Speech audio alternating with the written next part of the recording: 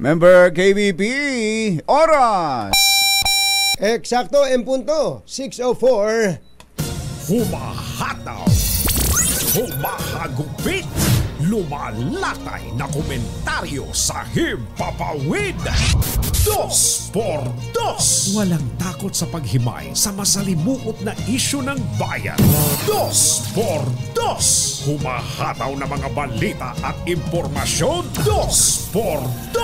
Ating damhin, ating lasapin ang hagupit na 2x2.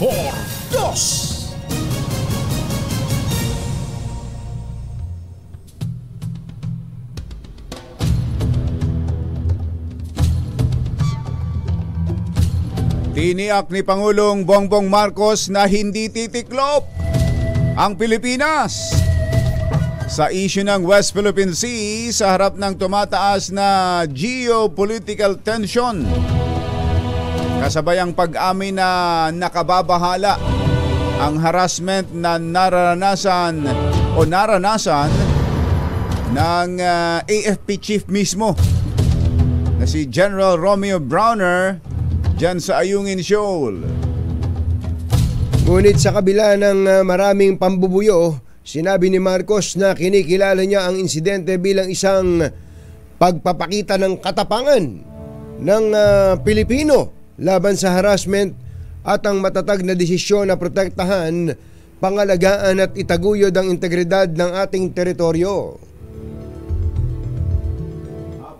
Habang ang Pangulo at ang AFP ay nagpakita ng katapangan sa West Philippine Sea, binalaan naman ni Chinese Foreign Minister Wang Yi ang Pilipinas na kumilos na may pag-iingat sa mainit na isyu sa pinagtatalunang katubigan habang iginigit ang kanyang counterpart na si DFA Secretary Enrique Manalo ang isang dialogo. Ayon pa kay Wang Yi, ang relasyon ngayon ng China at Pilipinas ay nakatayo sa isang sangandaan. Aba, sa Caloocan sa Caloocan yan. Sa Caloocan. Dahil Dahil binago ng Philippine government ang paninindigan at ilang pulisiya nito. Aba, nakikialam ka ha. Kaya ang payo nito kay Manalo, kay Bianca ba to?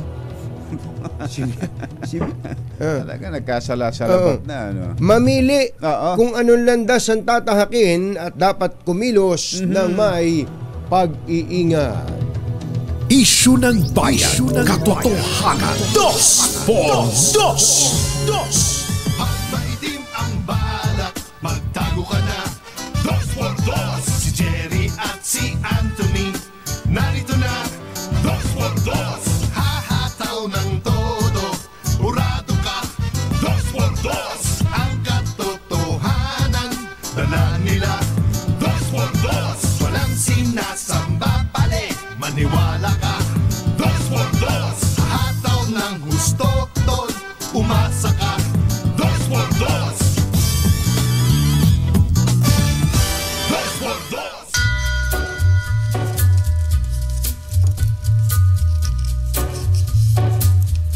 Hi. Maganda morning.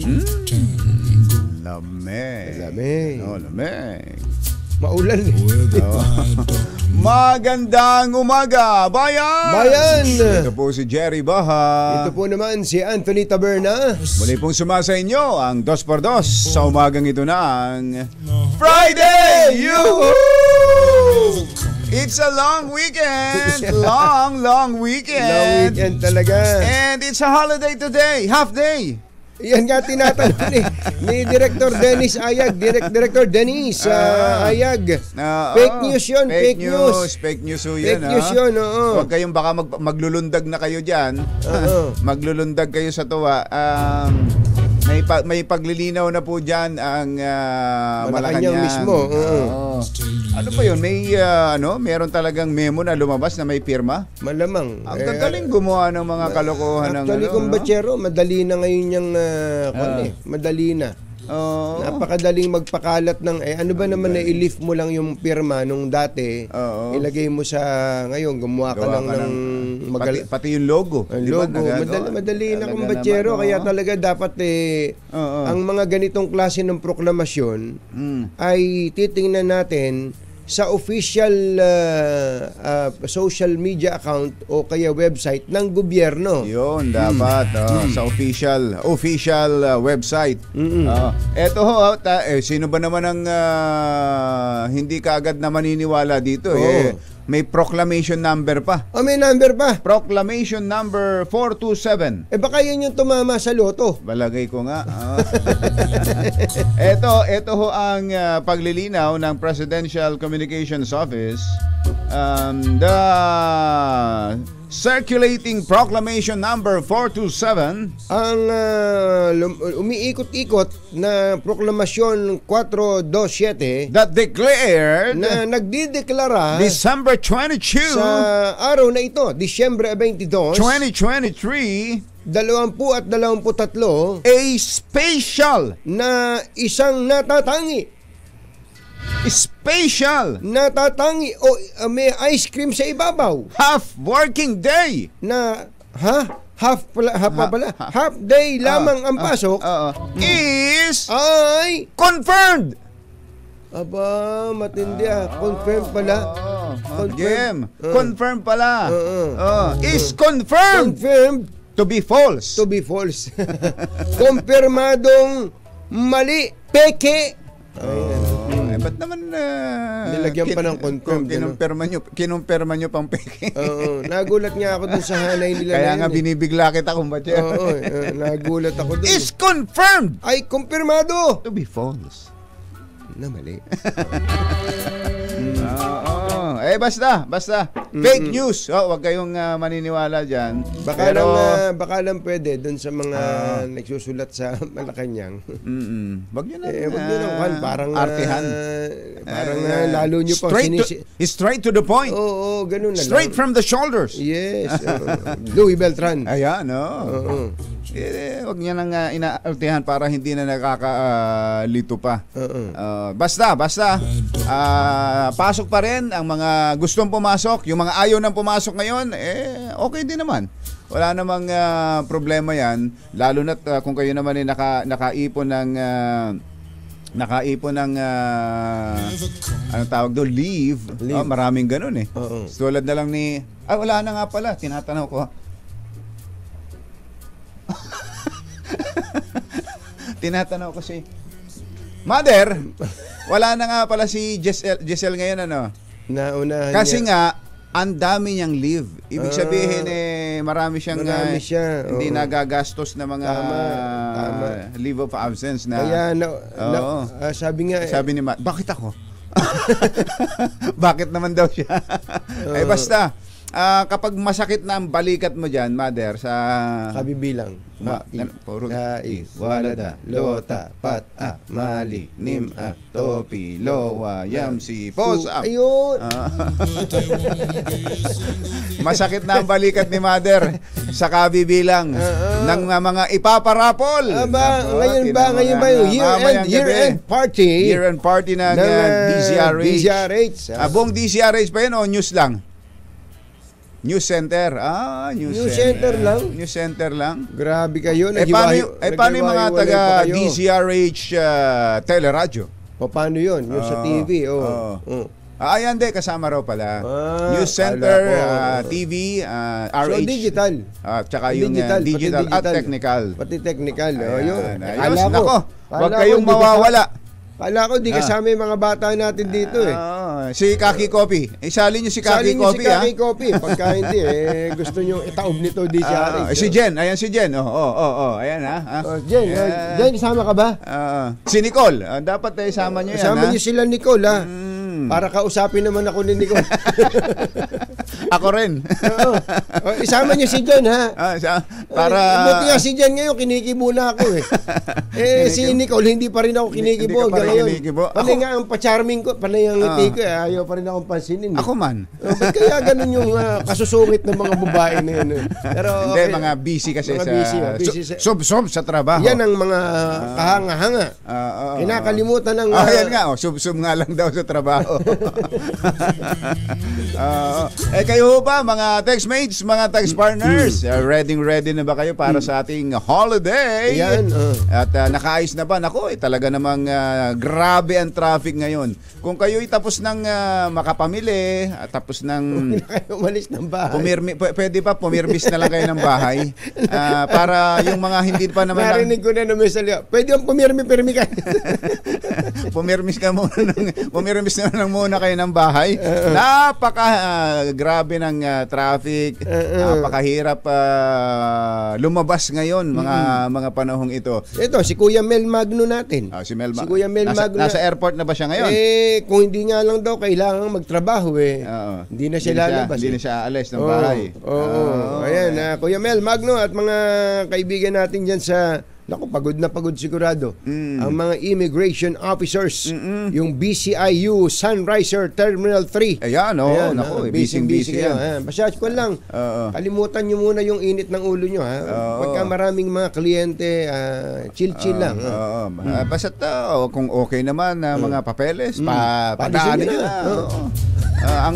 Ang higpitan natin, yung papasok. Yun. Lalo na yung mga may criminal record na nakakapasok dito sa atin at naghahasik ng lang. Marami dyan, singkit. Hindi man tayo nagdi-discriminate.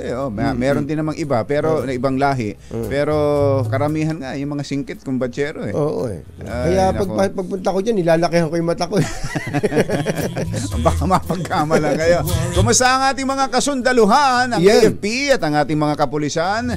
Meron palang gratuity pay increase sa mga Medal of Valor awardee. Aba naman. General Babacaro. General Ariel Carubin. Wala ba tayo dyan? Tatahimik kayo ha.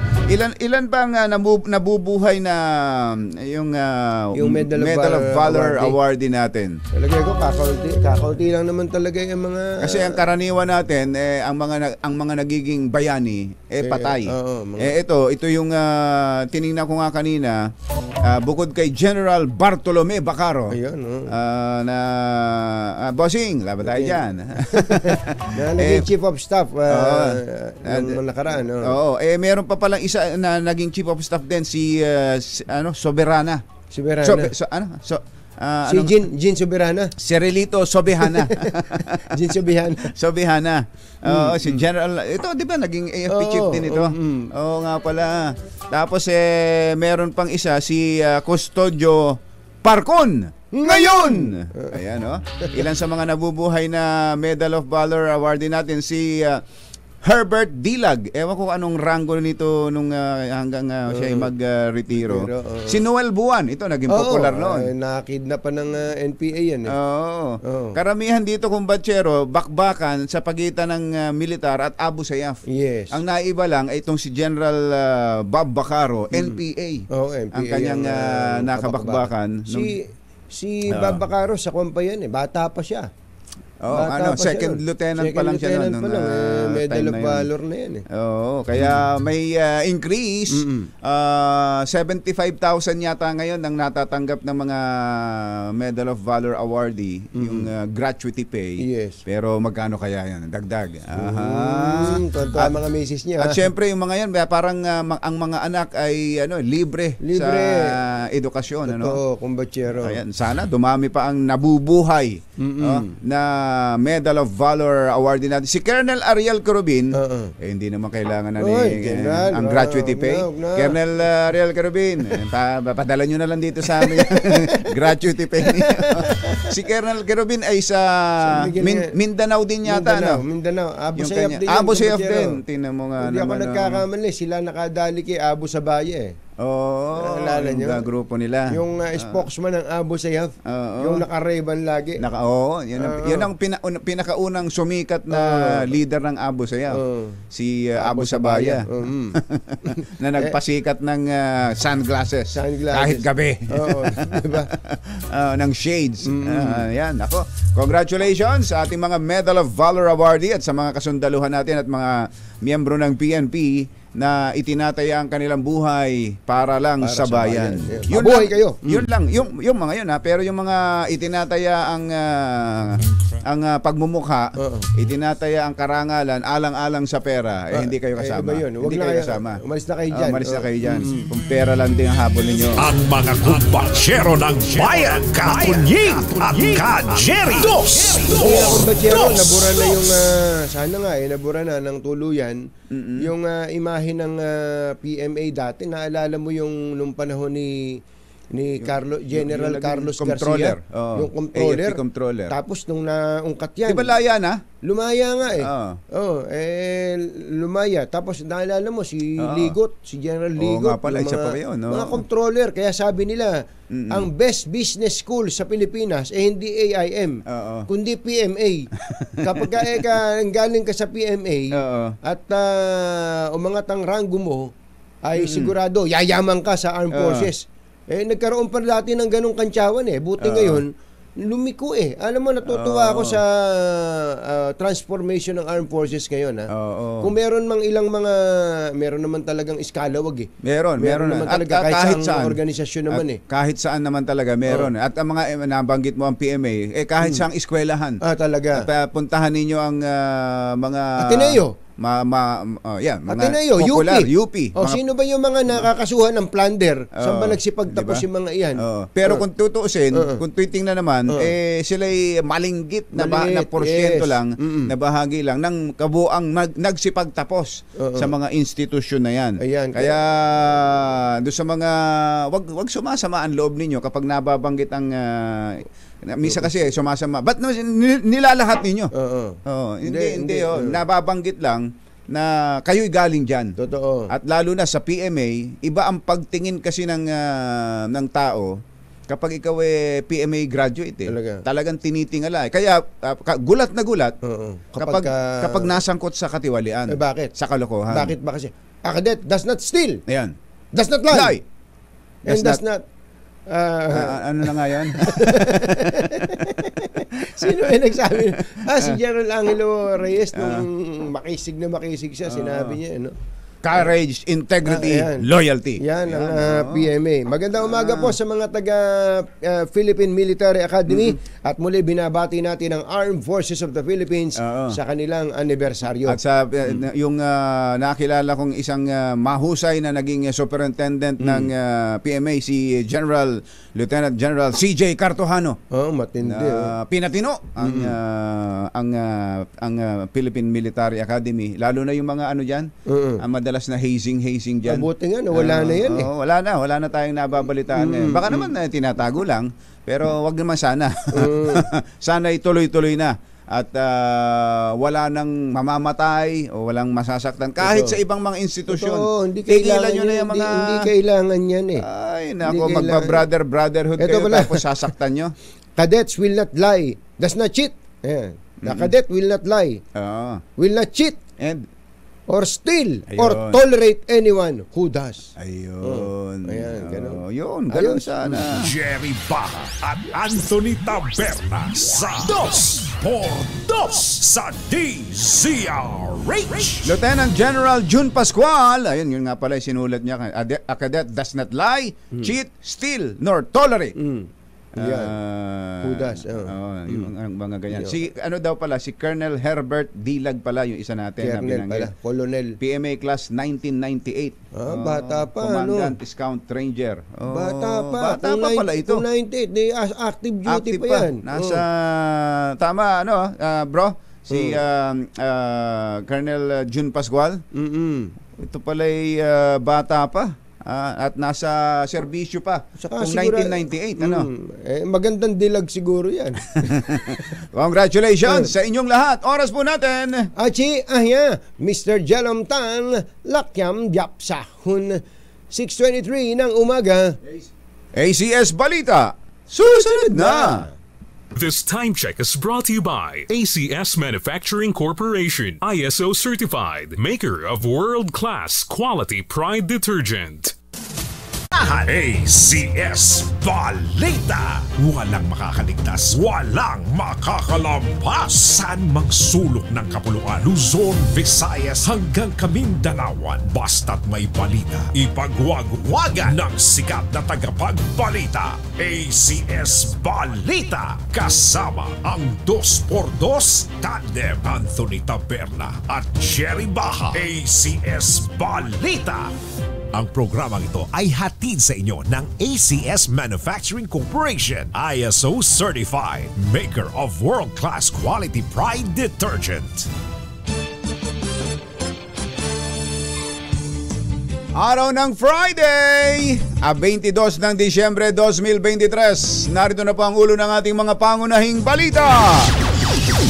Gratuity pay ng mga Medal of Valor awardee dinagdagan ni Pangulong Bongbong Marcos.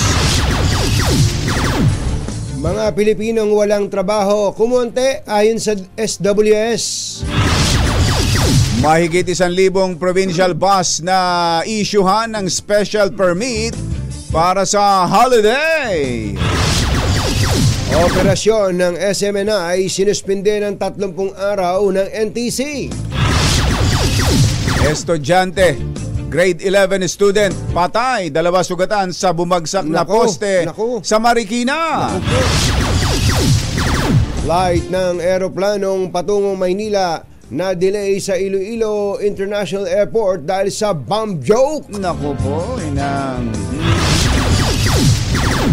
Magandang umaga Luzon, Visayas, Mindanao. Good morning Philippines. Hello world.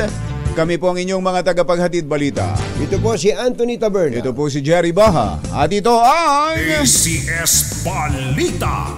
ACS Good News. Inaprobahan na ni Pangulong Bongbong Marcos ang pagtataas ng gratuity pay ng mga Medal of Valor awardee ng Armed Forces of the Philippines. Sa kanyang speech sa 88th founding anniversary ng AFP, inihayag ng Pangulo ang magandang balita alinsunod sa naging rekomendasyon ng Department of National Defense at AFP. Ayon kay PBBM, ang dagdag na halaga sa gratuity pay ng mga Medal of Valor awardee ay bilang pagkilala ng pamahalaan sa kanilang ipinamalas na kabayanihan. Sa ilalim ng Republic Act 9049, ang mga awardee ay makatatanggap ng lifetime monthly gratuity pay na nagkakahalaga ng 20,000 pesos. Ito yung dagdag na hiwalay pa sa tinatanggap na sahod o pensyon nila mula sa gobyerno. Ayun. Ito yung tinatawag kong batsero na may kita na, may sahod pa, may sweldo pa. May sweldo. Ayun. Ayos. Prangka nag-uusap sa telepono sina Foreign Affairs Secretary Enrique Manalo at Chinese Foreign Minister Wang Yi. Ayon kay Secretary Manalo, nagkaroon sila ni Wang ng masinsinang palitan at pag-uusap tungkol sa kasalukuyang relasyon ng Pilipinas at China. Sinabi ni Manalo na tinapos nila ang tawag na may mas malinaw na pag-unawa sa posisyon ng bawat panig sa mahalagang issue. Ginawa ang pag-uusap ni Manalo at Wang kasunod ng pulong ni Pangulong Marcos at Chinese President Xi Jinping sa Economic Leaders Summit sa Amerika. Nabawasan ang bilang ng mga Pilipinong tambay o walang trabaho. Ito ay batay sa pinakahuling survey ng Social Weather Station. Mula sa 22.8% o 10.3 milyong Pilipino sa ikalawang quarter ng 2023, bumaba ito sa 7.9 million o 16.9% ng mga Pilipino na walang trabaho sa ikatlong quarter ng taon. Ang resulta ng survey ng SWS noong Setyembre ay ang pinakamababang bilang ng mga Pilipinong walang trabaho sa balat ng lupa. Hindi po. Mula nang maitala ang 15.7 noong 2017. Ayun. Lowest in 6 years. Yan yung sa survey. Sa survey. Pero yung nakaraang araw, kumbatsero, di ba, yung actual na, hindi lang survey, kundi actual na study ng PSA, ang unemployment rate ay pinakamababa sa loob ng 18 taon, 'di ba? Tingnan mo na, Since oo. 2005. Oo. Nung binanggit So mo. na-confirm ng survey ng SWS yung binanggit ng PSA. Yes, oo. Na pababa talaga. Pababa yung trend ng mga walang trabaho. Kaya yung mga walang trabaho diyan, 'di ba kayo naiinggit? Oo. Yung mga walang trabaho diyan, Oo. pauna, bayan. Bago na, bayan. Magsibango na kayo. Tama na 'yan. Tanghali na, tama na hilata. 6:32 ng umaga. Naimbaga bigat kada kayo amin na po. Agreeing kayo, gising na. Nag-issue ang LTFRB ng special permit sa mahigit 1,000 pampaserong bus para sa Yuletide season. Ayon kay LTFRB Chairman Teofilo Guadis II, epektibo ang special permit hanggang sa Enero 2024 para sa inaasahang dagsaan ng mga pasahero. Maitataasan niya nito ng 30% ng kabuang bilang ng mga bus na papasada ngayong Kapaskuhan at Bagong Taon.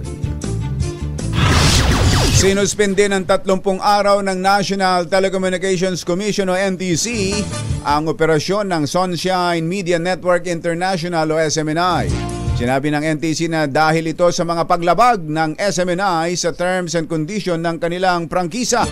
Binigyan ng NTC ng 15 araw ang TV network para ipaliwanag kung bakit hindi sila dapat napatawan ng ganitong kaparusahan. Natanggap na ng komisyon ang resolusyon ng Kamara kung saan ay nakasaad ang 3 paglabag ng SMNI gaya ng sadyang pagpapakalat ng fake news, paglilipat ng shares ng walang congressional approval at kabigo ang mag-alok ng 30% ng outstanding stock nito. Susunod! Tito Boy! Naku, may bago na palang general manager ang NAIA, Kumbatsero. Bakit? Kaya nga, sabi ko, hindi ba palit? awesome ang trabaho nitong Brian ko? Oo nga. Kumbaga, kayod lang ng kayod. Dito, pag tinawagan natin, andyan lagi yan eh. Kahit kailan natin tawagan, andyan lagi eh. Meron palang palitan na nangyari. Nung pala, OIC lang itong si Ginoong Brian ko nung naalis. Si Mr. Cesar Chong. Ayan, Kaya kailangang magpalit ng permanent. Ayan, permanent. na GM. Ayun. Sino ang papalit? Sino yung Mamaya. papalit? At alamin din natin magkano na ba ang bentahan ng lechon ngayon. At sitwasyon sa labas lalo na sa mga terminal, mga sakayan ng mga pasahero ng bus, pasahero ng vapor, pasahero ng mga eroplano. Sa pagbabalik ng CS Balita alas 6:34. at Jerry Baja, ACS Balita. Hi! Maganda morning! Anong araw today, Kumbatsero? Today is Laundry Day, Friday! Yuhuu! At pag Laundry Day Friday, all you need is Pride washing machine detergent. May triple stain away formula kaya tanggal ang makapit, madikit at malupit na dumitmantsa kaya easy ang labada. Kaya pala mula noon hanggang ngayon, All you need is Pride. All you need is Pride. ACS. Kasama ang 2x2 tandem Anthony Taberna at Jerry Baja, ACS Balita.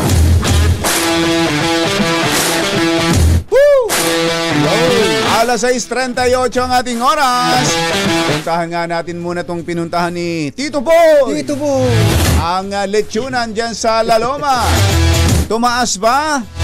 Meron bang price rollback? Yan. Ang mga lechon?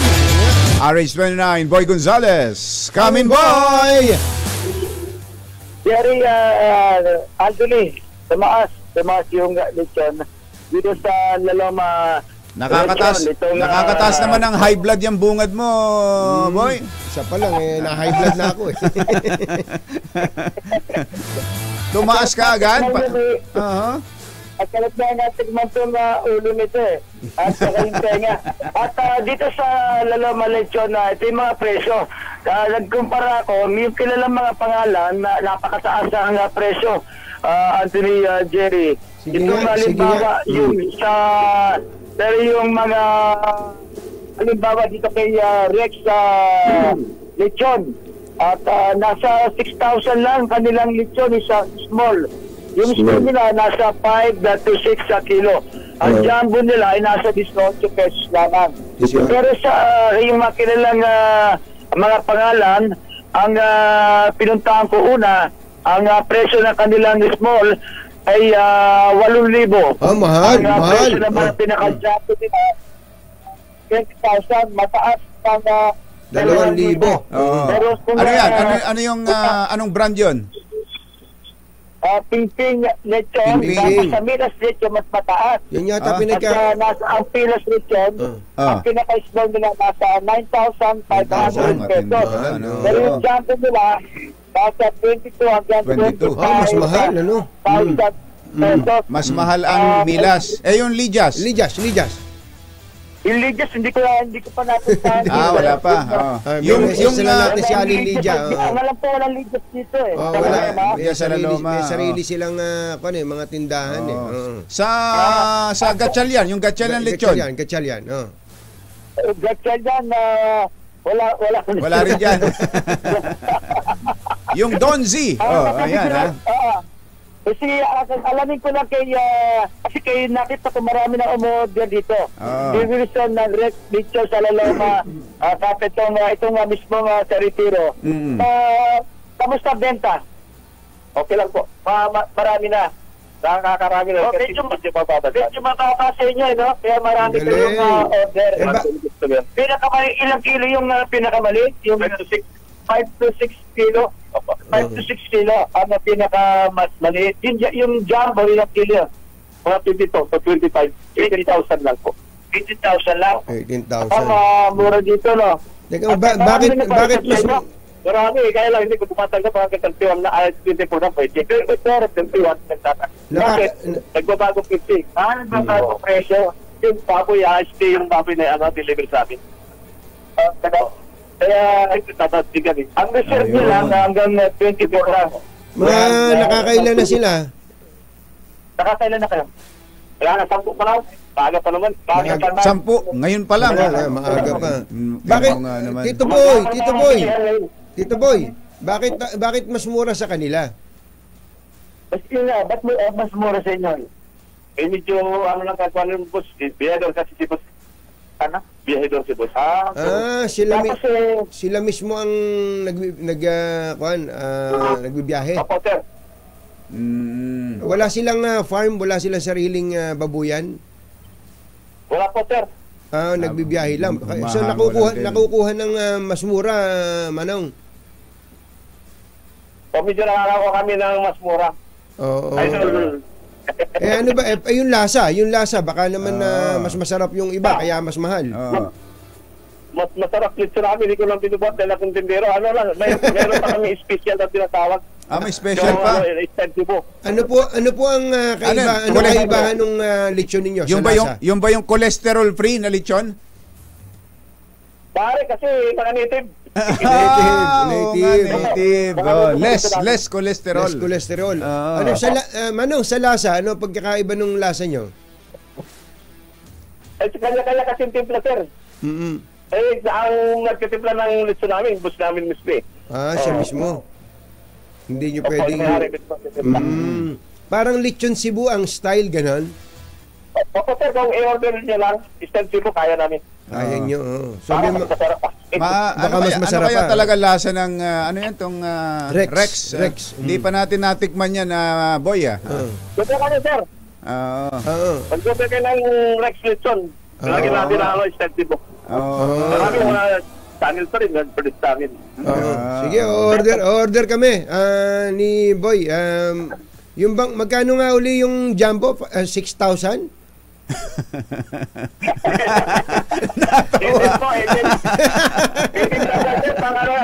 Halos ako, tanda na kakain nun. Dahil sa laki. Malaki lang sabi. Hindi kaya kalabaw na yon, ang laki eh. Baka inahin. Baka inahin. 22 Tumbakan na rin pag nakita mo yun. 22 kilos ko ba siya? Yung pinaka-oversize namin. Oversize, ano. Okay. Maraming salamat po. Thank you, Manong. Ay, sige, salamat din po. Idol. Thank you. Si Wilson, si Wilson. Pwede ba batikman?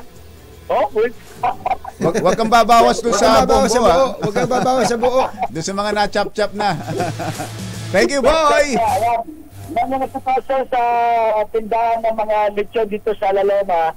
At maraming kanina pa ay may mga umo-order na rito kay Rex Lechon. Ayon nga kay Wilson. Palagay ko, Tito Boy, mukhang magiging blockbuster yan si Rex kasi iba 2,000 ba naman ng diferensya eh. Oo. Lalo na pag natikman. Oh, lalo pag natikman siguro. Oo. Pag natikman ng mga taga-newsroom natin yan, boy, pag Order kasi si Ate Malu. ma-order na. Ayos. Okay. Mula dito sa Laloma, sa capital na Lechon ng Pilipinas. Mula sa kauna-una sa Pilipinas, si Bodo Salas, tuloy-tuloy sa balita. Tuloy-tuloy sa servisyo, sama-sama tayo, Pilipino. Huwag lang sa sobra sa lechon, kumbachero ha. Baka masobra sa hinay-hinay lang. Yung medyo jab-jab lang, kumbaga. Ano daw ito season of stroke and heart attacks. Talaga. Sabi ng mga doktor, sabi ng Department of Health. Kung nandiyan kayo sa Laloma, pagka nasobrahan kayo sa lechon, diretso lang kayo doon sa Manila North. Yun lang. Antabayan niyo po ang mga situation report pa ng ating mga RH reporters. Nagatid ng kabuuan ng ating ACS Balita. Ito po si Jerry Baha. Ito po naman si Anthony Taberna. Kasama ang 2x2 tandem Anthony Taberna at Jerry Baha. ACS Balita. Balitang Ang bago palang GM ng NAIA ay lumilingon sa tawag na Eric Jose Castro Ines. Ayan, siya palang bagong GM at member of the board ng MIAA. Ayan. Papalitan niya si Cesar Chong na dinismiss ng ombudsman. Bali si GM acting lang pala si GM Brian. Brian OIC lang. OIC. Kung kasi siya deputy assistant general manager siya. So mareretain siya sa pwesto na assistant GM. Kung ako kay Eric yung newly appointed GM Eric Ines. Bitbitin mo yan si Brian ko. Very efficient yung bata na. Bata pa, di ba? Batang-bata pa itsura eh. Ito pa lang si Mr. Ines ay airline expert at matagal siya sa Saudi Airline. Manager for almost 17 years. Sabi ni Mr. Jerome Tang. Kakilala ni Ayan. Okay, GM Eric Ines. Congratulations sa inyong appointment. At binabati nga rin po pala natin ang happy birthday si Ateng Jane Lianes. Happy birthday! Ateng Jane. Happy birthday. Laban tayo dyan. Bigyan naman. Eto muna. 6 na minuto bago ang alas 7. Tingnan muna natin ang sitwasyon dyan sa Pasay. Sa mga bus terminal sa Pasay, under si RH52, Edniel Parosa. Kami Edniel! Sa Jerry at Katunying, fully booked na ang biyahe sa tatlong destinasyon sa Victory Liner sa Pasay City ngayong huling Biyernes bago magpasko holiday season next week. Ito ay ang online booking ng mga biyahe pa Baguio City, maging sa probinsya ng Isabela at Cagayan. Pero ayon kay Reggie Perez, Terminal Master ng Victory Liner sa Pasay, kontrolado pa ang biyahe dito dahil marami pa rin silang singit o additional units na ipinapasada sa mga fully booked na patok na mga destinasyon. Inaasahan ni Perez na hanggang mismong sa araw ng Pasko sa Lunes, marami ang mag-uwian, kundi man ay magbabakasyon. Pero kinabukasan din naman agad, 26, magdadagsaan pabalik itong bulto ng mga pasahero. Kung mayroon mga hamon dito sa Victory Liner, sabi ni Perez, ito ay ang pagwalantay nila sa mga pasaherong nagtatangkang magposlit ng mga paputok na bawal ikarga sa kanilang mga bus. Pakinggan natin si Reggie Perez. So sa ngayon sir, ang may namin nagbabawal, lalo na yung mga explosive kasi yan kadalas ang dinadala ng mga pasahero na pauwi ng probinsya. Di ba kapaputok ng mga nagdadala nun? Yes sir, mahigpit natin binagbabawal yan. Para na sa ganun mas safety yung mga pasahero natin. Yan ang tinig ni Terminal Master Reggie Perez at ng kanyang maingay na opisina. Marami na Ay, nga, may sigawan nga na sigawan sa gilid. Oo, busy. Talagang madaling araw ka lang. Pagpunta natin kanina, marami pa rin ang nag-aabol ng mga biyahe. Maraming pasahero dito sa pinaka-terminal, halos puno. Maraming mga nasa labas na mga pasahero? Yung iba nasa labas, umabot na sa labas sa Jared Anthony dahil yung mga nasa labas. Paulan-ulan pa naman. Oo, correct. Mamaulan. Mabuti nga dito sa terminal sa Pasay may mga waiting shed kahit paano. Kahit doon sa labas ng terminal. Sila yung mga pasahero na chance passenger kung tawagin. Yung mga enjoy na kapag book online. Oo, may mga nakausap tayo. Tama yung sinabi ni Reggie Perez, mga biyaheng Tuwigaraw at Isabela, yung mga karaniwan dito sa labas.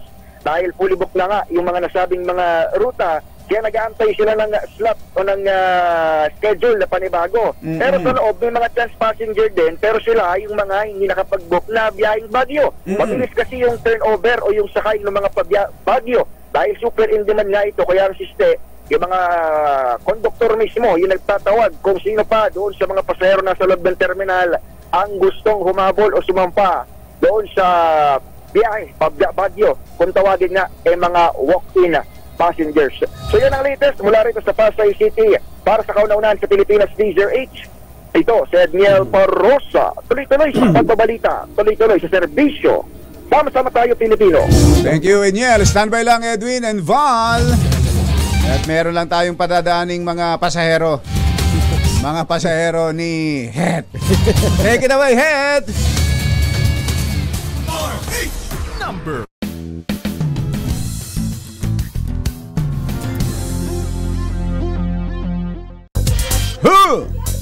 7:02 ang ating oras. Ay, Kuyang Bong Belmes. Ayan, magandang morning. Kumusta ba ang mga shooter natin dyan sa Arms Corps sa Marikina? At ganoon din kay Kaloy Versonilla. Ang galing pumutok nito, kumbatsero. Mas magaling pa ba si Kaloy kaysa kay Kuya Al Villanueva? LTO. Ng LTO. Hindi, mas mabilis itong bumunot. Si Kuya Al Villanueva. Binisita tayo ni Kuya Al Villanueva dito sa studio. Maraming salamat po, Kuya Al. Salamat po. Eto muna, puntahan na natin ang ating mga average reporter, si Edwin Duque. Edwin! Kamin Edwin! Dageri Katuching, mga maapon-apon at may mga pagpusong medyo may magkalakas ang pagulan sa mga lugar rito sa Kabanaba. Pero dumarami na ngayon yung pasahero na galing sa iba't ibang bahagi ng Metro Manila dito sa may Victor Liner sa Caloocan. Ayon dito kay Ginoong Arnel Santos, ang chief master nitong terminal, itong sa mga aircon na biyaheng norte. Ay 3 araw na nararagdagan yung kanilang pasahero pero inaasahan na mamayang gabi, bukas hanggang sa araw ng linggo, yan yung pinaka-buhos ng mga pasahero para dahil karamihan dyan, sila yung nag-umuwi para doon na mamasko at magdiwang ng bagong taon sa kanilang mga probinsya. Meron silang 118 na aircon bus na biyaheng Baguio, La Union, Cagayan, Tugigaraw at sa iba't ibang bahagi ng norte. Habang itong ordinary bus naman, pero biyaheng Bulacan, meron naman silang mahigit 100 bus na nakahanda na para dito sa inasahang bulyong ng mga pasahero na uwi sa bahagi ng Northern Luzon. Sa ngayon ay hindi pa ganun kadami pero meron ng pabulto-bultong nag-uwian pero hindi pa naman masyado. Hindi pa ganun kadami. Pero kumusta ang panahon, Edwin? Paulan-ulan pa ba hanggang ngayon? Yes, at kanina pang madaling araw pa ulan-ulan. Minsan biglang bumubos, minsan mahina, minsan naman tuloy-tuloy pero may kahinaan. Samantalang itong bahagi naman ng North Luzon Expressway, inikot natin ito, ay medyo dumadami na rin yung bawi paglalabas ng Caloocan Toll Gate bago yung Kanumay. No? At dumarami at lalo na pagsabit ng bago yung Mikawayan na Bulacan paakyat ng Kamalig, medyo bumabagal dahil yung paakyat ng Mikawayan, pakanan, yan ay medyo bumabagal. Kaya yung pauwi ng norte na dito dumadaan, naapektuhan. Pero pag lampas naman yan, ay maluwag na yung bigat ang daloy ng trapiko. Samantala, papunta na Maynila, medyo marami-rami pa rin yung pauwi dahil naiipon dito naman sa may bahagi naman ng Banawi Tollgate dito sa North Luzon Expressway. So wala pa namang naiulat na namang mga aksidente dito sa naturang mga lugar. Wala pa rin dito sa bahagi ng Caloocan ng Operation RS-23. Edwin Duque, tuloy kami sa pagbabalik na tuloy kami sa serbisyo. Sama-sama tayo, Pilipino. Thank you, Edwin. Samantala, tayo sa Quezon City, Kumbachero. Marami ding mga umuwi at gumagamit ng terminal ng bus dyan sa EDSA Kamuning. Anong bus station ba meron dyan? Alright, sa 5 Al Gonzales, Kaminval! Jerry at Anthony, ito yung mga bus na nagsara nung panahon ng pandemya. Ngayon ay buhay na muli. Dahil sa dagsana ngayon yung mga pasahero, ito yung malayuan yung biyahe, Jerry at Anthony, yung patungo ng Batangas Pier, Mindoro, sa Negros Island, maging sa Zamboanga.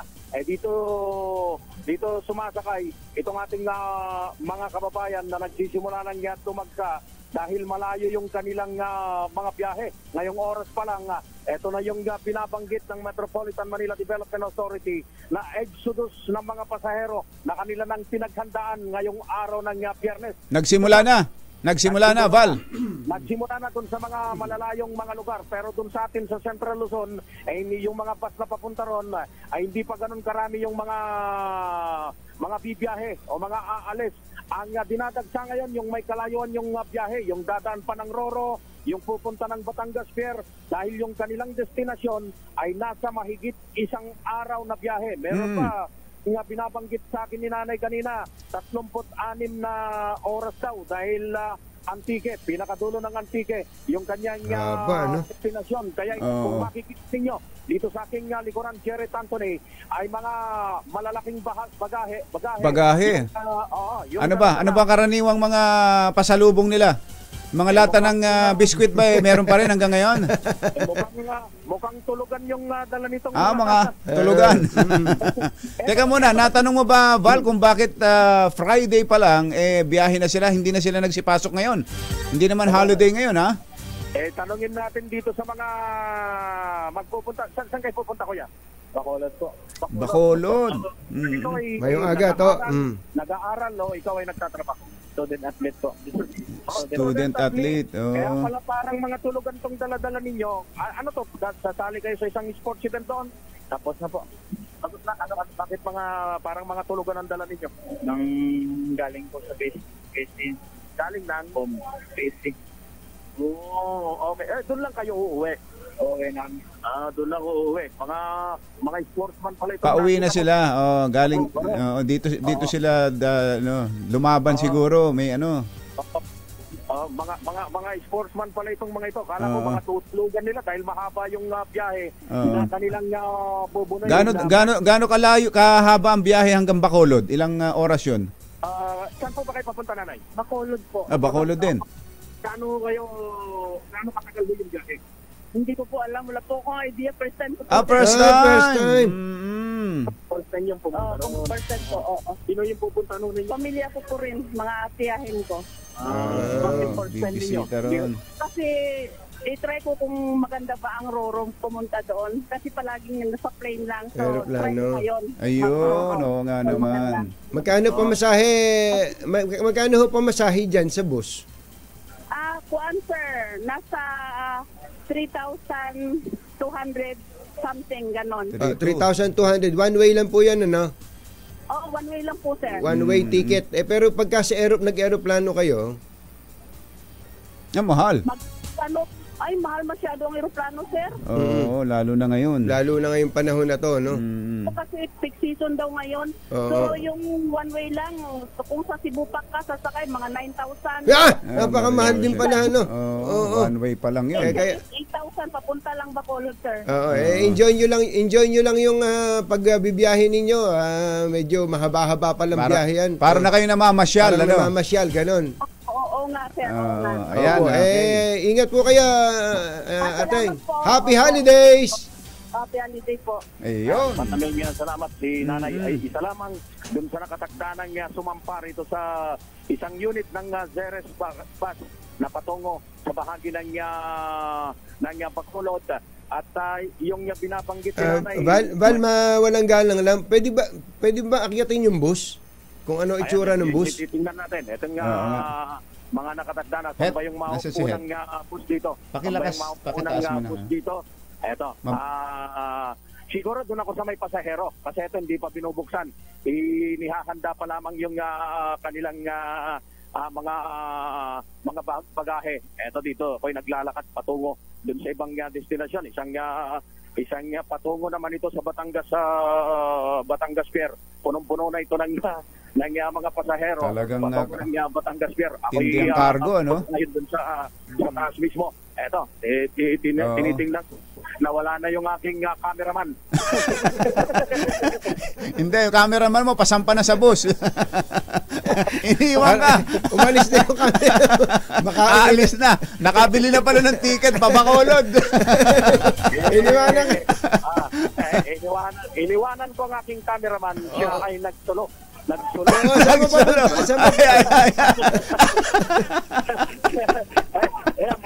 Comedy. Ayan, sumasampa na. Ayan. Napakaganda nito. Napakaganda nito bus, Jared Anthony. Parang pakyat ka ng bahay dahil parang ano pa to mayroon pang hindi ko alam. Umupo ka nga Val, tapos i-recline mo nga ng konti kung mare-recline ba? Sige nga, sample. Sasakay lang ako. Ayun, napakaganda ng asong kasama rito sa... May aso pa. May aso. Ayan. Upo ka nga. Ayan. Ayun, no? Titin naman. Sagad mo. Recline. Hindi ba parang sleeper bus yata itong... Hindi Palagay ko, mag-aaway kayo nung nasa likod. Nasa likod mo, wala na, hindi makakagalaw. Pero kung hihiga rin siya, ayos na. Uy, may CR ba? May CR? Ayan, si Doggy. Ang ganda naman ng aso. Ganda ng aso. Napakaganda na aso nito, Jerry Anthony. Pwede pala, no? Nakikita ninyo yung nandyan sa camera. Meron pang restroom ito. Meron. Sige nga. Patingin nga. Ayun, oo nga, meron. Huwag mong bubuksan, may tao. May tao. Wala naman daw pumasok. Wala naman. Ayan. Pasilip nga natin. Medyo parang aeroplano ito Ayos. Ayan. Ganda ng kanyang lababo. Yung labato, napakaganda. Meron bang bidet? May bidet ba? May bidet? Wala akong makitang bidet dito. Tabo lang yan. Parang yung bidet yata na naka-built-in dun sa may... high-tech. High-tech. Iba. Pero ang isa sa pinaka... Ayan, gusto ka ng aso Ang napakagandang aso na to. Live po tayo sa teacher. Interview aso. Yan pala. Papuntahan ng Batangas Pier. Batangas Pier. Batangas Pier, saan po ang punta ninyo? Sa Palapan, Mindoro. Sa Mindoro.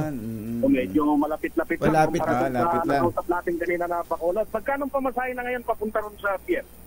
Pier, nakatanda ako. Parang nasa 250. Mura lang. Pero yung ferry papunta mula pier patungo ng Kalapan, magkano?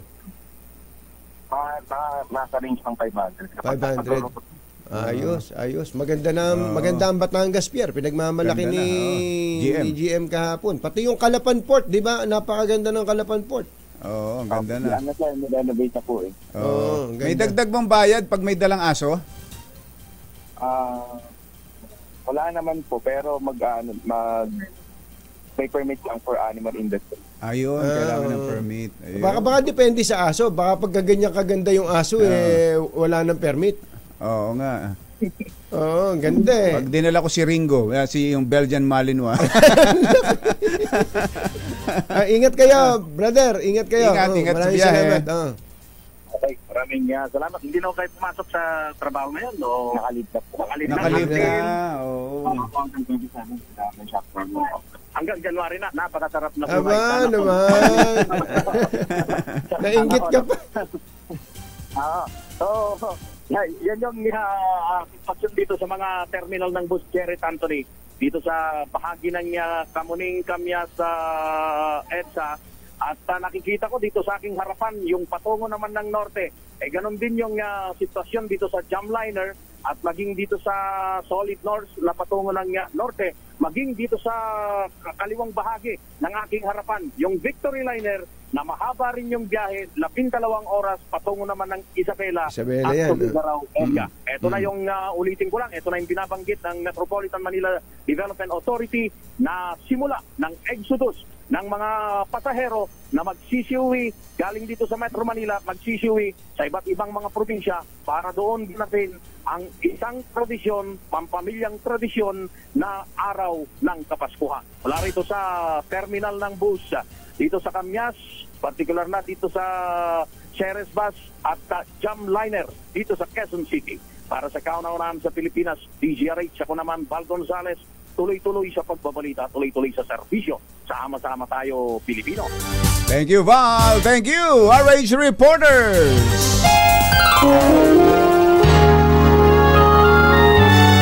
Kauna-unahan sa Pilipinas. NBC Manila Broadcasting Company. DZRH, member kapisanan ng mga broadcaster ng Pilipinas. Member KBP, oras! Kapopoy, 16 na minuto na makalipas ang 7 ng umaga. Balitang bagong-bago, balitang dapat alam mo, balitang magdadagdag ng talino dahil bagong impormasyon, makibalita, unang-una sa DZRH. Pangunahing balita kasama ang 2x2 tandem nina Anthony Taberna at Jerry Baha. Araw ng Friday! Rainy Friday! 22 ng Disyembre 2023. Narito na po ang ulo ng ating mga pangunahing balita. Taas presyo sa petrolyo, kasado na sa Pasko. LPG, magmamahal din ngayong bagong taon. Pangulong Marcos na bahala sa naranasang harassment ni AFP Chief Browner sa West Philippine Sea. Pagsuspinde ng NTC sa operasyon ng SMNI, inupakan, tinawag na diktadorya. Mga sikyo, binawalan ng PNP na magsuot ng Santa Claus costume. Muntinlupa, nagkasa ng firecracker ban, mga pasaway, swak sa 5,000 pisong multa. Ito na yung isa sa mga elements of news na binabanggit natin, kumpatsero. Oddity. Kakaiba. Sawa. Patay matapos kagatin ng isang lalaki sa Bohol. Magandang umaga, Luzon, Visayas, Mindanao. Good morning, Philippines. Hello world! Kami po ang inyong mga tagapaghatid balita. Ito po si Anthony Taberna. Ito po si Jerry Baha. At ito ang Pangunahing balita. detalye ng mga balita sa aming pagbabalik. Alas 7:18 ang ating oras. Balita. Alas 7:23. Kambal na bad news ang sasalubong sa mga Pilipino sa Pasko at Bagong Taon. May namumuro kasing malakihang dagdag presyo sa petrolyo sa susunod na linggo. Sa 3 araw pa lamang na trading sa world market, tumaas na ng 1.43 ang kada litro ng diesel, 1.58 naman sa gasolina at 1.55 sa gas o kerosene. Ayon sa Jetty Petroleum, malabo nang mabago ang pataas na direksyon sa presyuhan ng krudo. Sinabi naman ng Regasco na may nakaambaring price hike na 3.50 kada kilo sa LPG sa Enero dahil sa pagtaas ng shipping cost. Ikinabahala ng Pangulong Bongbong Marcos ang naranasang harassment ni AFP Chief of Staff General Romeo Browner malapit sa Ayungin Shoal. Ang tinutukoy ng Pangulo ay ang pagsalpok at pambobomba ng tubig ng barko ng China sa barko ng Pilipinas kung saan nakasakay si Browner. Pero ayon sa Pangulong Marcos, ang insidenteng ito ay pagpapakita ng tapang ng pwersa ng Pilipinas para protektahan at paninindigan ang territorial integrity.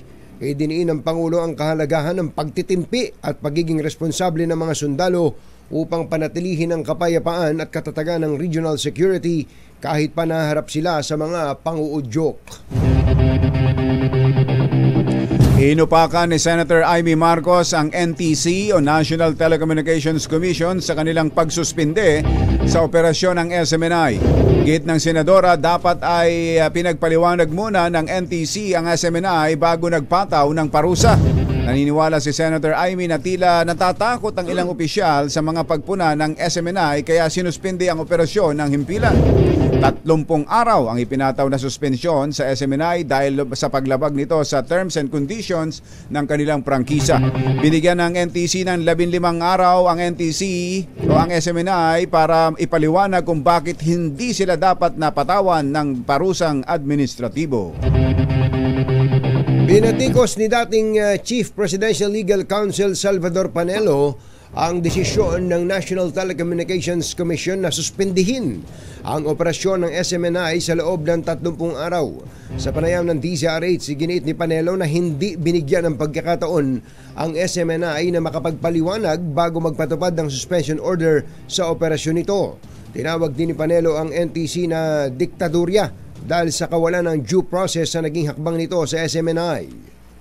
Kung merong akusasyon, you have to hear. And nawa nila sinuspindi. Pending, hindi pa nga nagsisimula ang investigasyon eh. Sinuspindi mo na. Anong tawag mo nun? Mas masahol pa tayo sa diktadurya. At least kahit sa nung panahon ng diktadurya, yung tinatawag nilang diktadurya ni Marcos, merong hearing. May due process. Ito wala eh. Yan po ang nagsisintimientong pahayag ni Chief President dating Malacanang Legal Counsel Salvador Panelo. Alas 7:26 ang ating oras, pinawalan ng PNP ang mga security guard na magsuot ng Christmas costume gaya ng Santa Claus ngayong Kapaskuhan.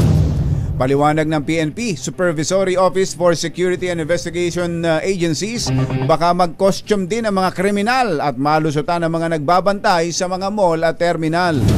Ayun, it makes sense. Bawal din ang paggawa ng ibang trabaho ng mga security guard na labas sa kanilang tungkulin, gaya ng pagiging utility, parking attendant, service crew at janitor. Yung parking attendant madalas pero ginagawa ng security yun. Tanungin mo yung security guard kung ayaw nila yun. Yung pagiging yung pagpa-parking attendant. Hindi ang laki ng kita ng parking. Maniwala kayo. Baka iniisip kasi ng PNP Sosya na kinakawawa yung security guard. Sabi nga nung isang security guard sa Katonyings lang to yung security agency na boss, baka pwede malipat ako ng daytime. Bakit daw? Kasi panggabi siya eh. Paggabi sarado. Sarado eh. Bakit naman? Di ba maganda nga sa gabi? Medyo malamig at masarap matulog. Masarap matulog. Boss, kasi sabi nung karelyebo ko, nakaka 800, minsan nakaka 1,000 siya sa tip. Oh. Ganon? Oh. Sabi ko, pwede ba ako na lang? Ang laki ng kinikita dyan sa akin, lalo pagka magaling ka, yung talagang mabait kang, hindi yung madiskarte ka, napagsususunod. Halimbawa, di ba, nasa Katonyings yan, Visayas, nasa circle pa lang, kinakawayan mo na, pinapapasok mo na. Sigurado, maliit ang 50 pesos na tip sa'yo. At kapag ka medyo ginanahan sa'yo yung kulang na lang, masayihin mo yung kaya baka tama ka kumbatsero, maliit ang 50. Minsan may nag-aabot pa na 100. Ganun yun. Yung bang pahihintuin mo yung traffic, na ganyan para lang makalabas yun. Di ba? Talagang gaganahan ka kung ikaw yung may-ari nung di ba? Ang tanong ngayon, ayaw ba ng mga security guard na maging parking attendant? Hindi natin masagot yan, ha? Pero sa karanasan ng sikyo, baka umayo to sa order ng PNP. Karamihan ng mga sikyo na nakikita kong nasa mga bungad ng mga establishmento, nag-a-assist talaga. Hindi naman parking attendant ang tawag doon, nag-a-assist lang. Nag-a-assist. Yan, ha? Ang mga lalabag ay pagmumultahin daw po ng 500 to 1,000 sa unang paglabag at maaari pang mabawian ng lisensya. Sabi siguro nung kayang-kaya, sa araw ko lang. Dalawahin mo pa. Ay, naka. Tinawag po na fake news ng Malacanang ang kumalat na presidential proclamation na nagdedeklarang half working day ngayong Biyernes. Nag-apologize naman si Presidential Assistant for Strategic Communication Cesar Chavez matapos i-post sa kanyang social media account ang kopya ng Proclamation number 427. Ayon kay Chavez, hindi niya na-verifika ang nasabing dokumento na may pirma ni Executive Secretary Lucas Bersamin at may stamp na nagsasabing certified copy ito. Sa peking dokumento, nagdeklara umano ng half working day sa buong bansa dahil sa mabigat na daloy ng trapiko ngayong holiday rush at para bigyan ng pagkakataon ng mga Pinoy na maagang makasama ang kanilang pamilya.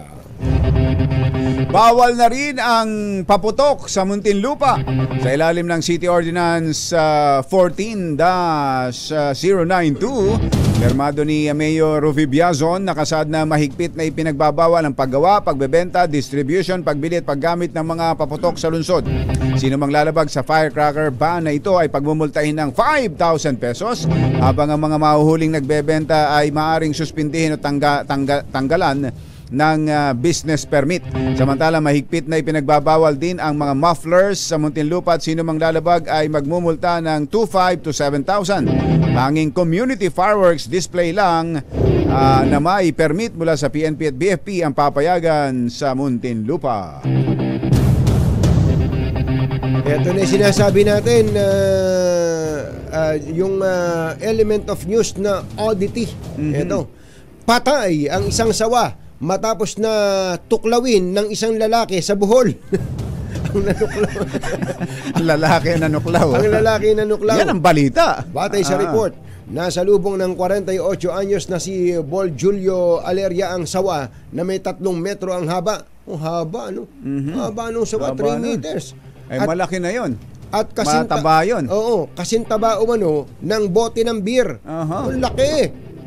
Laki nung, ang laki. Eh di yung bote ng beer na maliit ganyan. Maliit pa rin. Tapos kumbachero, ang haba. Mahaba talagang pero sawa. lumalaki yung pa. sawa ni Eric Dastas, sinlaki na nahita. Eh, nakakasawa naman yun. Baka naman hindi nasawa yun. Hindi, tsaka hindi na masarap yun. Maganit na yun, makunat na yun. Bihirang batis. Ay, nasa lubong daw po nung ni Bon Jovi, Bol Julio, yung sawa. Habang siya naglalakad sa barangay Kinapon, pauwi ng kanilang bahay. Sino ka? Sabi siguro. Sino? Nakainom na yata ito si Bon Jovi. Si Bon Jovi. Nilingkis at kinagat siya. Nilingkis niya yung sawa. Hindi, nilingkis at kinagat siya ng sawa. Ganon. Nilingkis at kinagat siya ng sawa. Gutom yung sawa. Ngunit sa halip na panghinaan ng loob, lumaban daw po si Aleria. At mabilis na hinanap ang leeg nito. Saka sinakal. Sinakal niya yung sawa. At kinagat. Kinagat niya yung sawa. Namatay yung sawa. Nilubayan lang ni Aleria ang sawa ng hal. Nung lupay-pay na yung sawa. Nilubayan lang ni Aleria ang sawa nang nagsawa na siya rito. Ano bang balita? Isis, totoo ba itong balita na to? Inuubo tuloy ako sa balita na yan. Nilubayan lang ni Aleria ang sawa nang magsawa na siyang agatin ito. At napunit ang kapirasong laman nito sa kanyang pagkakagat. Matinding magagat itong si Bon Jovi, no? At napansing patay na ang makabandag na hayop. Agad namang nagtungo sa ospital si Aleria. Isinugod pa niya. Isinugod pa niya sa ospital. Hindi, yung sarili niya. Upang magpagamot. Ayan. Matapos ang kanyang matinding enkwentro sa sawa. Sabi nung sawa. Ay, na yung Aleria. Hirap nung nangyari. Kakaiba, no? Gumagano. Yan ang balita. Yan ang kakaibang balita talaga. Pero kayo naman kay Bon Jovi, hindi siya natakot. Hindi siya nawala ng loob. Hindi siya nawala ng presence of mind. At napaglabanan niya. At napagtagumpayan niya ang hamon ng sawa. Ayan. Ay, nako. Susunod! Dito po. Sino naman itong sawa? Na nagiging dahilan ngayon ng pagkakalabuan, ganun? ng pagsasamahan Oo. ng ilang kilalang celebrity. Kaya sasabihin sa kanya nung babae siguro, yung asawa siguro nung lalaki, sabi niya, aas ka! At iba pang mga nagbabagang balita dito pa rin sa Pangunahing balita. 7:34. Bago lang tayo mag-commercial, kumbatsero, hihingi lang tayo ng paumanhin dito kay Jennifer na nag-message sa atin. Si Sabi Jennifer. niya, hirap na hirap akong mag-makeup dahil sa kakatawa, dahil sa balita ng sawa. Ano ba to? Ayaw mag-ihay ang kilay ko? Mag-ihi ang kilay ko? Sabi niya. Sorry na, Jennifer. Sorry na. Binasa lang namin kakaiba yung balita. Yung balita nitong si Kisses. 7:35 ang ating oras. This time, Pangunahing balita. Ayaw daw mag-igi nung kanyang kilay. Kala ko mag-ihi. Mag-igi ang kanyang kilay, sabi ni Jennifer. Dahil nag-aayos ng mukha. Sa Toronto, Canada daw, sabi ni Junjun Batibo TV, napaihi daw siya sa pants niya dahil sa sawa. Sa lamig nga daw dun sa kanila na. Malamang daw sabi ni Marco MD, Bon Jovi, lagot ka sa mga animal rights advocate. Pero sabi ni Kuya Arnold dito, ay buti na lang at self-defense ang nangyari kay Bon Jovi. Talaga naman. Self-defense. Siya ang nauna yung sawa. Siya inatake. Oo. Nilingkis siya. Di ba, ganun ang rule. Kung sinong unang nag-igkas ng kamao, siya ang may kasalanan. Siya may kasalanan. Kaya yung, buti nga, nakalaban to si Bon Jovi. Hindi ba niya kinantahan? Samantala, dapat na makatanggap ng 13th month pay maging ang mga kasambahay. Yan. Ayan, ha? Ayon kay DOLE Secretary Benvenido Laguesma, 13th month pay ay kabuang basic salary para sa buong taon at ito'y base sa labor standard ng gobyerno sa lahat ng manggagawa kahit ano pa man ang kanilang estado ng trabaho. Ang atin po mga regional tripartite wages and productivity boards, out of 16, 12 na po ang nagpalabas ng wage order. May kinalaman sa pagdaragdag ng aumento sa umiiral na sahod po ng ating mga kasambahay. Gusto ko lang bigyang diin na hindi po naman nagpapabaya sa kanilang tungkulin ng mga regional tripartite wages and productivity boards at tinitignan nila yung kalagayan sa mga rehiyon bago sila magkaroon ng pagpapasya. Labor Secretary Benny Laguesma. Bumaligtad na rin ang isa pang testigo sa nalalabing drug case ni dating Senador Laila De Lima. Nagsumite si retired Police Brigadier General Jerry Valeroso ng liham kay Muntinlupa RTC Branch 206 Judge Hener Gito na nagpapahayag ng intensyon niyang bumaligtad. Sinabi ng dating investigador ng PNP-CIDG na nagpasya siyang bawiin ng testimonya upang mapalaya ang mga maling na akusahan at nakasuhan. Idiniini General Valeroso na pawang kasinungalingan at gawa-gawa lamang ang mga kasong inihain laban kay De Lima.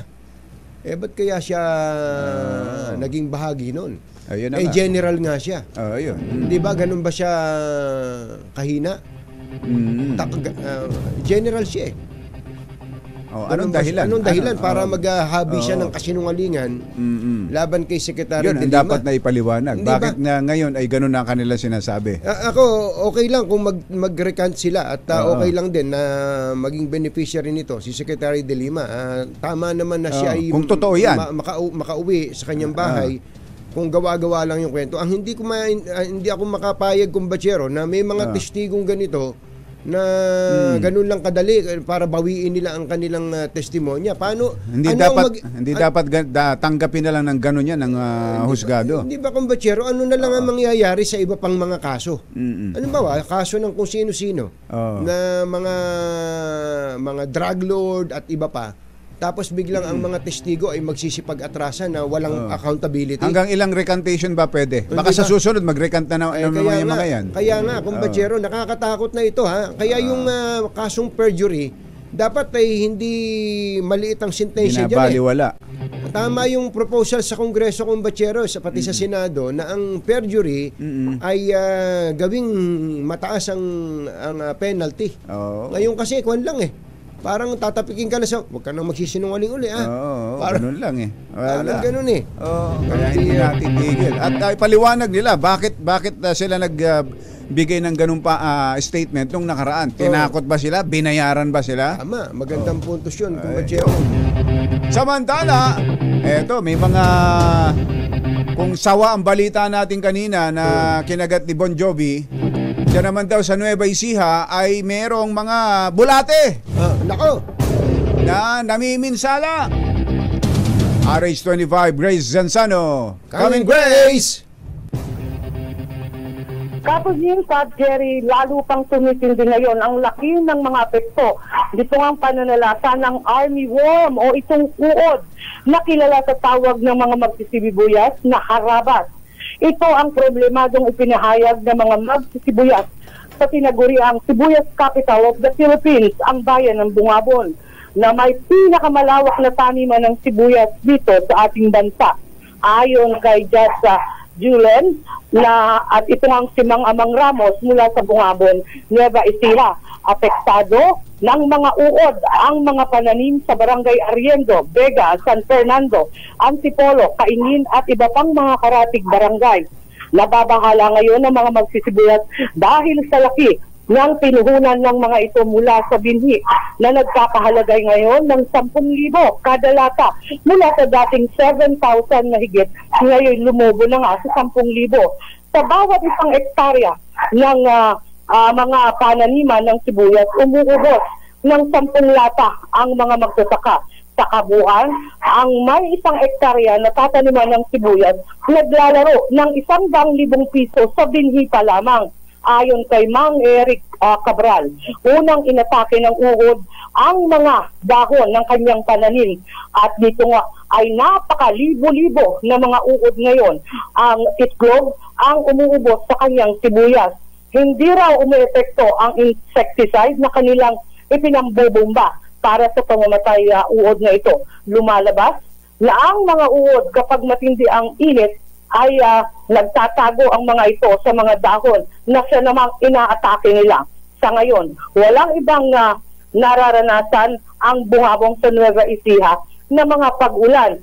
Bagamat matindi nga ang init, dito raw naman umaatake ang mga harabas na ito. Umaapila ngayon ang mga magsisibuyas sa ating pamahalaan na sana'y bigyan ng pansin, lalo pat napakalaki ng kanilang inubos na puhunan at karamihan sa kanila ay sumakbo na sa mga 5-6 at ito lamang ang kanilang nilalapitan.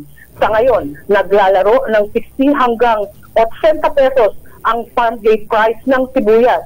Pero masaya naman daw sa ganitong presyo, habang sa palengke naman ay nasa 150 hanggang 180 kada kilo ang presyo ng sibuyas.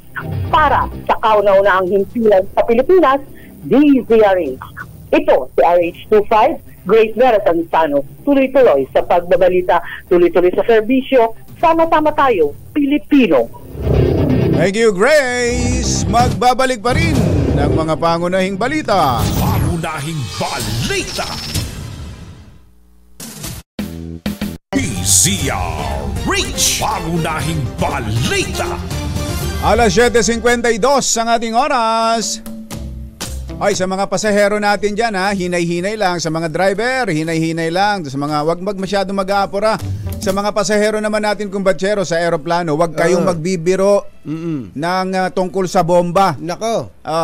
Nabalitaan nyo na ba yung nangyari doon sa isang flight ng Cebu Pacific? Ano nga yan? Yung 5J460 biyahing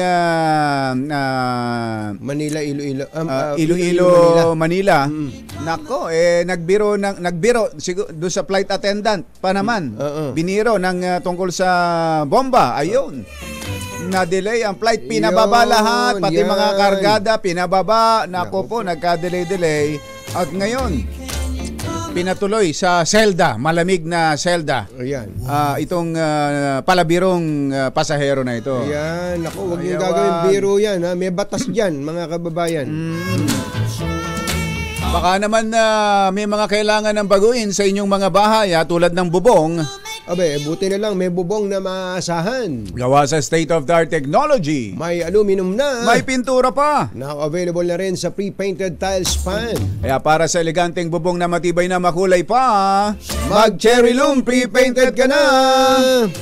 Happy holidays Kuya Elmer Ngo at Kuya pati na Elmer. rin sa Sitin family. Kuya Rommel Sitin, Kuya Kenneth Sitin, Happy holidays. Happy holidays. Nandito na ang all-new Cherry Tiggo 5X Pro Hybrid. Ang pinakabagong hybrid vehicle na makakasama mo sa pang-araw-araw with your family or barkada. Fuel efficient at siksik sa features na swak sa katulad mong naghahanap ng sasakyang pangmalakasan ng dating, safe at panalo sa advanced functionality. Meron po itong 1.5 liter turbocharged engine at 48 volt hybrid system na nagpapababa sa konsumo ng gasolina. O di ba? Secured ka dito dahil meron din itong 6 na airbags, full LED lights at double row daytime running lights, tulong para sa mas ligtas na biyahe. Kaya naman kung gusto mong masubukan ng all-new Cherry Tiggo 5X Pro Hybrid, bumisita na sa pinakamalapit na Cherry Auto dealership o kaya naman ay check out sa kanilang website www.cherryauto.ph. Ayan. Attorney Ronnie Hiron, pag daw ho kailangan ng abogado ni Bon Jovi, yung nangagat ng ahas, baka pwede raw ba kayo? Ha? Hindi. Na maging abogado niya. alam mo ba kung batserong yan din ang iminese sa atin ni Kuya Arnold, si Attorney Alex Abisado daw, ay i-hire ni Kuya Arnold para maging abogado ni Bon Jovi. Aba, tinan mo kung may magrereklamong kamag-anak nung sawa. Panginoon ko po ito. Mga nangunguna at mga bagong balita sa DZRH. Pangunahing balita. Pangunahing balita sa showbiz.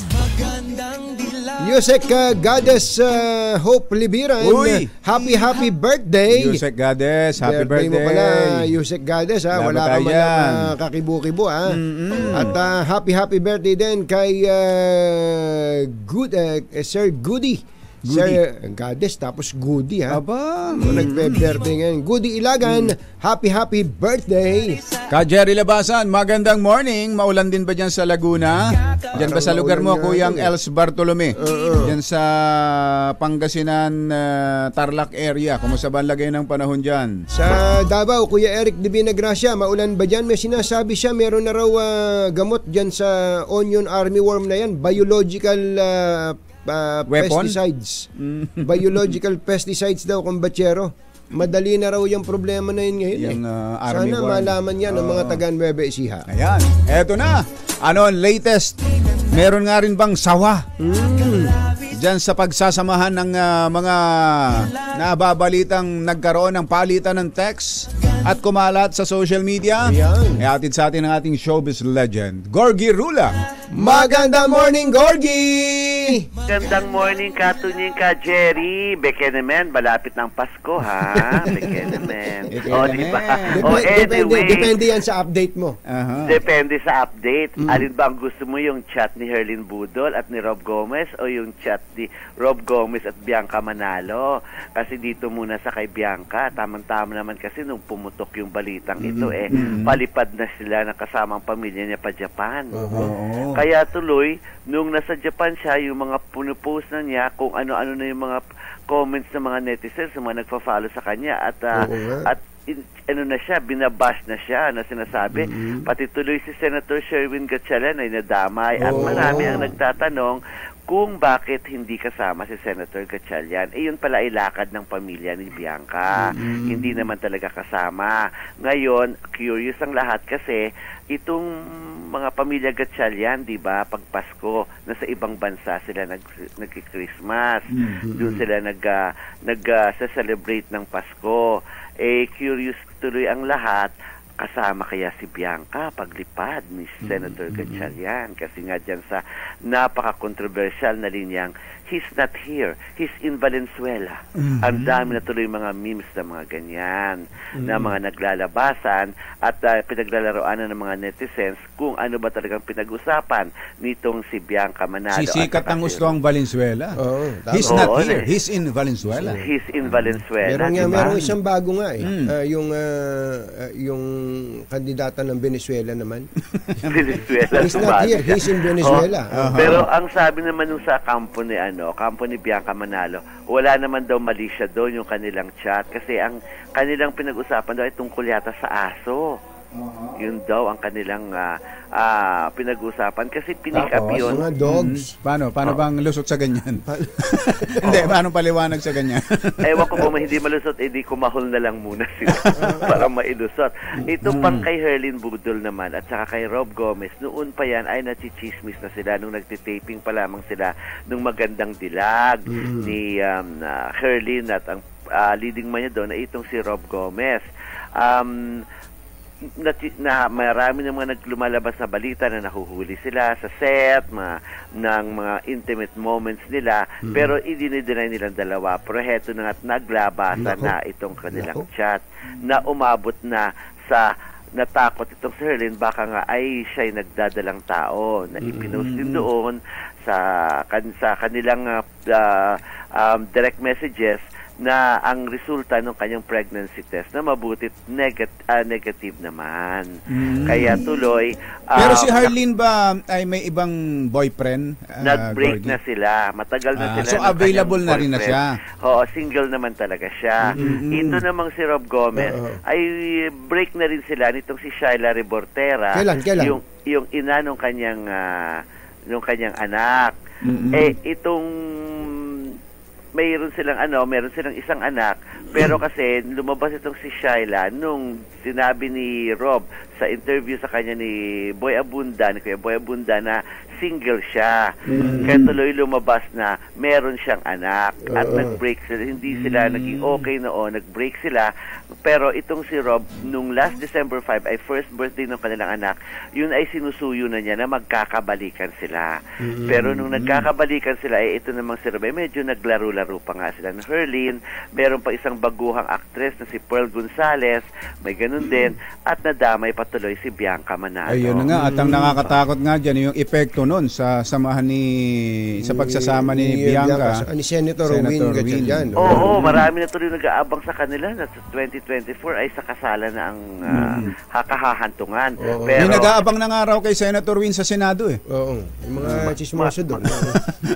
Mga marites or yung mga ibang mga girls na baka pwede kami na lang. Ganon. May mga gandama nila.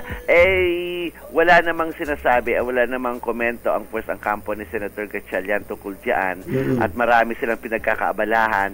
Tinitingnan ko nga yung mga post ni Senator Sherwin Gatchalian, tuloy-tuloy naman mga post niya sa Instagram niya. At saka iba naman yung nagkakaabalahan niya, di ba? Kaya ang inaabangan nga nila tuloy ngayon ay sa darating na Pasko kasama kaya si Bianca sa kanilang sa biyahe, Abangan! Yan ang ating abangan at marami pang mangyayari dyan dahil wala pang wala pang ibang kasunod na statement itong si Rob Gomez na ang dinig namin ay baka aabot na sa demandahan dahil nga nilabas ang kanilang private messages na walang pahintulot at pinakialaman ang kanyang telepono. Hindi natin alam kung anong batas yan pero di ba pwede naman talaga niyang kasuhan kung sino man ang nakialam ng kanyang personal na gamit kagaya ng telepono at inilabas lalo itong kanilang mga private Paano ba napunta doon kay Ma'am Shaila yung cellphone ni Rob? Nagagawa, nagpambuno. Totoo yung nagpambuno? Nag-away sila, diba? So parang sa statement na inilabas ni Rob Gomez, hawak daw nitong Shaila ang kanyang telepono mula 12:30 ng madaling araw hanggang alas 4 ng hapon. Ano ginagawa niya ron sa bahay ni Shaila? Kasi katatapos ng birthday, alam ko medyo hindi ko alam kung nagkabalikan talaga pero sinasabi naman ni Rob sa mga interviews na masalimot talaga niya. Tapos wala pa tayong oras kaya mahirap magkwento. Kaya nga, daming bayan na. Usapin yan. Kaya nga itutuloy na lang sa ating pagkikita. To be continued. Mula sa kauna-unahan sa Pilipinas, DZRH, ito po si Gorgie Runa, tuloy-tuloy sa pagbabalita, tuloy-tuloy sa serbisyo. Sama-sama tayo, Pilipino. Thank you, Gorgie! Bye! Happy weekend! Woo! Calm down! aming bayan. Susunod na. American kids growing up in the heartland. Jackie gonna